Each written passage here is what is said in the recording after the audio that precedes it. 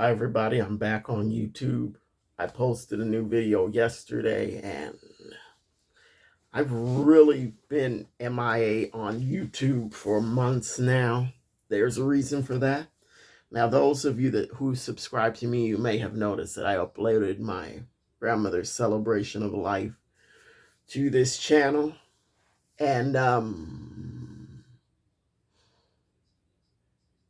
And that's why I have not really been motivated to make videos, because it's just been a really hard process getting through all this. She passed away in June. And for me, the grieving process has been so much focus on adjusting to the new normal. Because when somebody is a constant in your life, that you always expect them to be there. You can't imagine your life without them being there. It's just the presence, the mere presence. And when that hit me, that she was gone and not coming back, and for a while I was thinking, oh, she'll be back. I'm thinking that she'd just gone on a trip or something. She would be back, and then I'd have to snap myself back into reality and say, hey,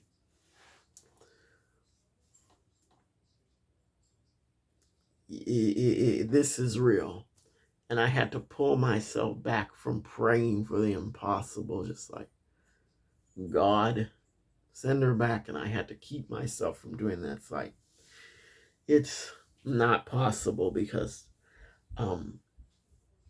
I've always felt like prayer has been effective for me. I felt like God has come through for me so many times in my life, so many times. And I'm like, but this time it's just like something that I mean, that it's a reality that I just had to accept. I mean,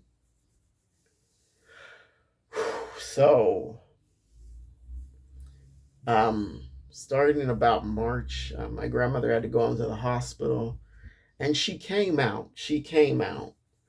And they set her up with physical therapy and occupational therapy and all of that, trying to get her, back on track after being in the hospital. I'm like, okay, so she'll be okay. She'll be okay. And at some point, I never let go of hope. Not even when my grandmother had an appointment for gerontologist, and the gerontologist just said, okay, her condition is, steadily declining, and just, basically she was telling us to prepare for her passing away. And I didn't want to believe it. I'm like, no, I will not believe that. And her cardiologist had taken her off of all her medications. It's like, at this point, it's not improving her quality of life, because she had had a heart attack in 2004, and she had been on medication for that. And basically at that point, it was not her heart. At this point, it was not her heart. It was the Alzheimer's and dementia, because she did have Alzheimer's, and just a horrible disease. So I'm holding out hope. And in June, we my mom and I were out, and my aunt calls us and she says, Mom's not doing good. So we hurry home. We get the bus home as fast as we can. And we get there, and we decide to call the paramedics to get my grandmother transported to the hospital. Of course, I'm still holding on to hope that everything's going to be okay. And my mom goes to the hospital with her. She stayed there with her the whole time she was in there, and just incredibly difficult. And then on top of that, my mom had to deal with her oldest sister, who has just been a nightmare, like, for decades, just a whole nightmare. And she comes to the hospital. She's trying to make everything about herself. And she came to the hospital. She had somebody bring her to the hospital. And apparently she had called a cab, but then got somebody else to bring her, but didn't cancel the cab call and cancel. So she ended up not having a ride back because the cab company's like, well, we're not picking you up. You called a cab and we got there. You were not there. So we're not picking you up now. And she wanted my mom to get on the phone and argue with the guy. And this is a cab company she's had issues with before. And that's a whole other video about the crazier people in my family. But anyway, so she's being just like incredibly difficult when she was visiting the hospital. And my mom was trying to deal with all that. And my mom had to deal with the doctors not being very compassionate and not explaining,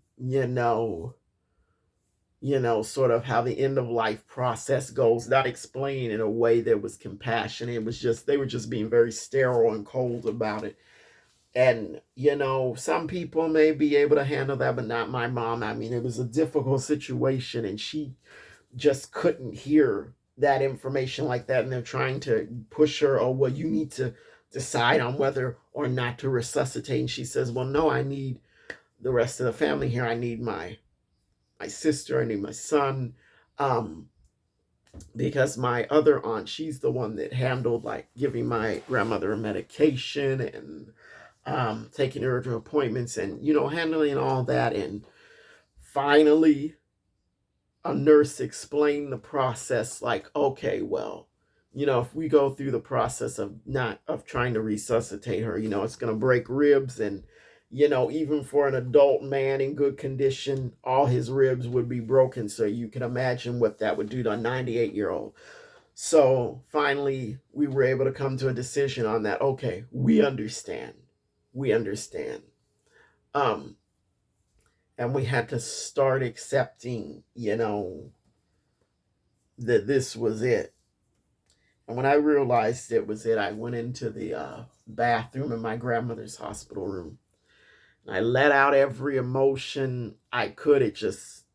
The tears just came down. And I, yeah, I could feel it. Like, I could feel the reality setting in, but then there was still hope there. So just a big, big range of emotions. And then I called my dad, told him what was going on. His mother died back in '88, my other grandmother. He had lost his mother, and my grandmother, my mom's mom, was like a second mother to him. She was always very nice to him, just always very nice to him. Uh, they could have like conversations and everything because my dad is like he's like very old school. He's like his ways are like from my grandmother's generation, so they almost were like contemporaries, so they could talk and everything and hold conversations, and kind of relate. And so I called him and to let him know what's going on. He appreciated me doing that. And so after that, I just said, you know what? I need to go home. I had to get out of that hospital. I had to go home and rest because I knew the next few days were just going to be very difficult. So my mom pushed to get my grandmother sent home from the hospital. We did not want her to pass away in the hospital. No way. She got in touch with my grandmother's cardiologist who had been treating her for well over 15 years. Um, and he said, okay, I'm going to get the process going. So um, a home hospice organization got involved. They got the equipment we needed to have brought into our home, the bed, the oxygen, all of that. And she was transported home. She was transported home. And it was a difficult, you know, was not quite a week, probably about 5, 6 days. And I can,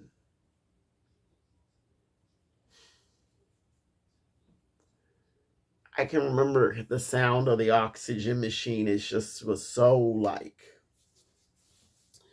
was so haunting. And I'm like, this is really happening. And at the same time, I'm holding out hope and all of this. And, but, yeah, mix of emotions again.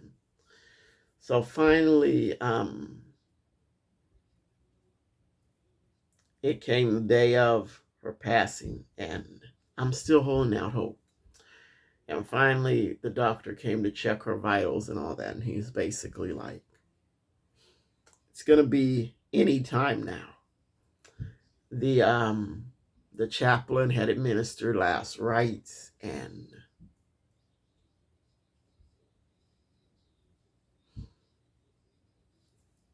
I'm just, and this helps me get it out doing this video, and I hope that this helps anybody that's dealing with grief. And I'm going to talk about that a little bit after I finish this the story. So we were preparing for that, and my other aunt, the sane one, she called the crazy one to tell her what was happening with my grandmother. And so my mom had to go outside while my aunt made that call because she had just been so triggered. And so I went outside with my mom, and then my aunt, the same one, she calls us outside and says, well, Mom, you better get in here. She's not doing good. And so we run inside, and it was just like we came inside just in time because she was taking her last breaths, and I stood by her side. I was right there. I was right there with her. It's like, there was nowhere else I would have been in that moment. I said, I've got to be right here. And when I realized she'd stopped breathing, I couldn't say anything to my mom. I'm just like, you know what? I can't say this. I mean, this is reality, but I cannot say it. And finally, my mom realized, she's like, oh my God, she's not breathing. And it just was like, and I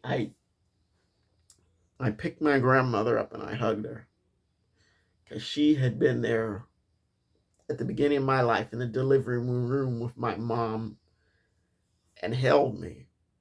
And it turned out that I was there with her at the end of her life. So it was like this circle. And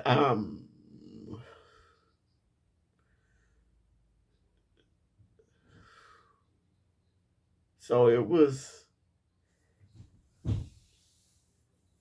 I mean, I keep saying difficult, but that is not even a strong enough word for the feelings that we felt. And, everybody was just like devastated. And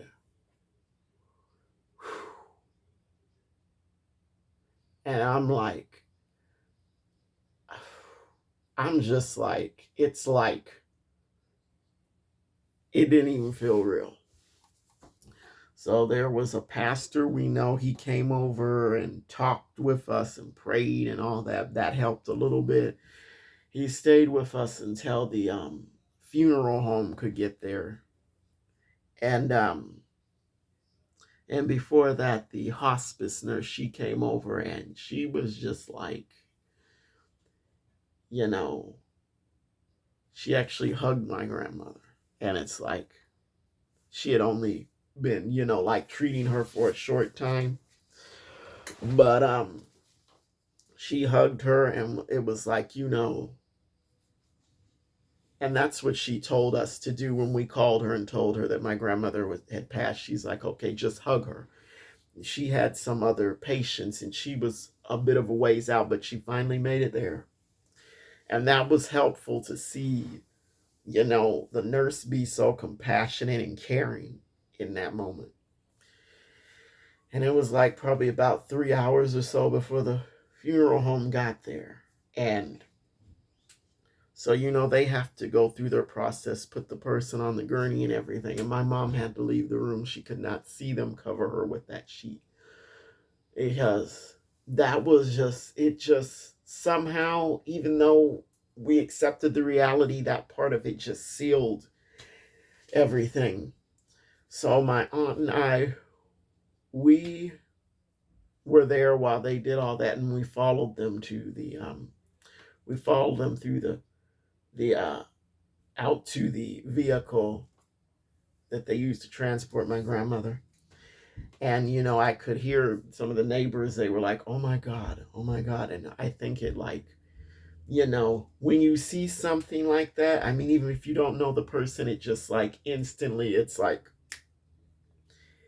it brings you to this place of like, it brings you to a place of like shock and disbelief and all that. And yeah, so we did that. We followed her out, and after that, i just I had like the worst headache I've ever had. I was sick, like to the point where I felt nauseous. So I just laid down and I went to sleep.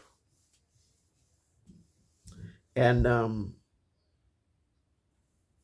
it was the night of the primary election here in California. And I remember I was still trying to, I was trying to, push through. And I said, well, maybe I can still go to this election night party.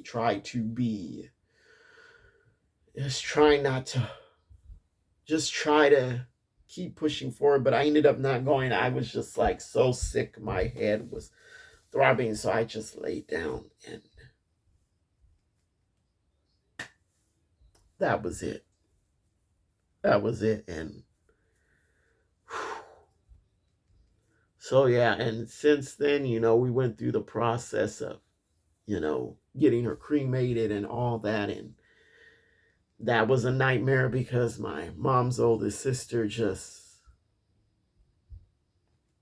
she just told all sorts of lies, saying that nobody told her anything about my grandmother passing, and just being vicious. She even called the police on my mother, and had them come to the door, like claiming that we didn't tell her anything. I'm not even sure why the police got involved, because it was like it was crazy. I mean, she was not telling the truth. I'm like, why would you do this in this moment of grief? But yeah, so it was a difficult process dealing with that. And then I remember at the time I had like probably like 30 something dollars in my checking account, and I used that money to buy my grandmother a pair of shoes for the viewing. And because my mom was saying, oh, I want to put some like ballet flats on her. And I'm like, no, no, no, no. We're going to send her home in the type of shoes that she loved to wear. She loved heels, and she was not able to wear them after she broke her hip because her balance was off. And I'm like, no, she's going to go home in the type of shoes that she wanted. And I went out and I looked for them. I went to Marshall's, and I'm thinking I can't find what I'm looking for. And one of the clerks was like, well, is there anything in particular we're looking for? And I'm like, I was looking for like a closed toe heel. I was not finding it. And I'm like, it was just frustrating. Finally, I just went home. I mean, I just called. I think I was able to. I think I had just enough to get an Uber to go home. And my mom just found some shoes online at DSW, and we ordered those, and I went and picked them up. So after that, we had the viewing. The funeral home set it up very nicely and everything. And yeah, it was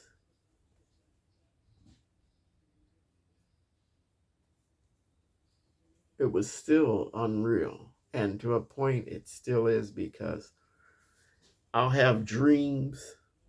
I've had several dreams where it's specifically like, you know, um, where I'm like, where she's come back. It's like, this is amazing. She came back. It was not real at all. And then I wake up and it's like, if you remember the episode The Golden Girls where Blanche dreamed her husband was alive, and then she wakes up in that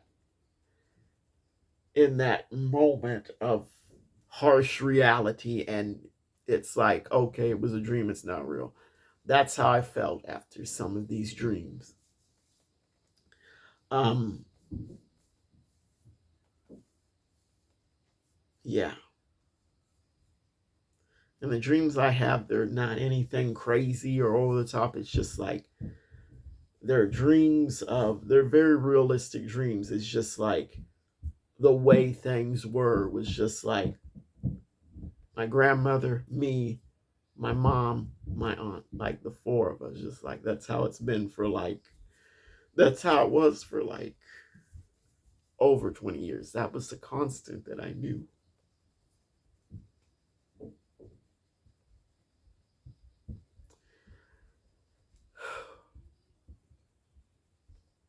And when it just, like I said, it's still an adjustment to the new normal.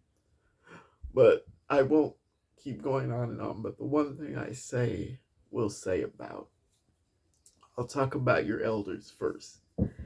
If you can caregive for your parents, your grandparents, whoever, please do it. Please have them in your home. That makes so much of a difference.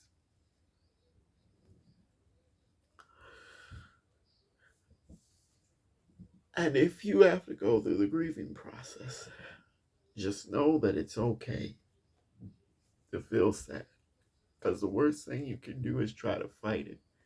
The worst thing you can do is try to feel like, oh, I'm not going to cry. I can't do that. And I say this to men especially who may have this thinking about masculinity. I cannot cry. I cannot fall apart. Sometimes giving yourself some time to fall apart is exactly what you need to get through. So it's okay to cry. It's okay to grieve in this way. It doesn't say anything about your strength. It doesn't mean you are weak. It just means you are a human being that has emotions, and you're a human being that loves someone. So please, just, if anything you've taken from my story, just let it be that taking care of a parent or a grandparent or whoever is close to you is rewarding. And I know my grandmother appreciated it, because she had like a moment of, she had like almost a day of just like where she was clear and awake and able to speak. And there was a magazine that said, it had something about love on it. And she saw the magazine and she said, I can feel the love from my family. And when my mom told me, she said that, I broke down. So people can feel that you love them. And no matter what happens, whether the person makes it through or not, the most important thing is that they know they are loved and cared about. So they can transition on feeling true love. So always let your loved ones know that they are loved no matter what. So I'm going to stop now. This video is 25 minutes in. I don't want to go on and on, but thank you for listening. And just, if you've learned anything from this video, I hope it helps you if you ever have to go through this.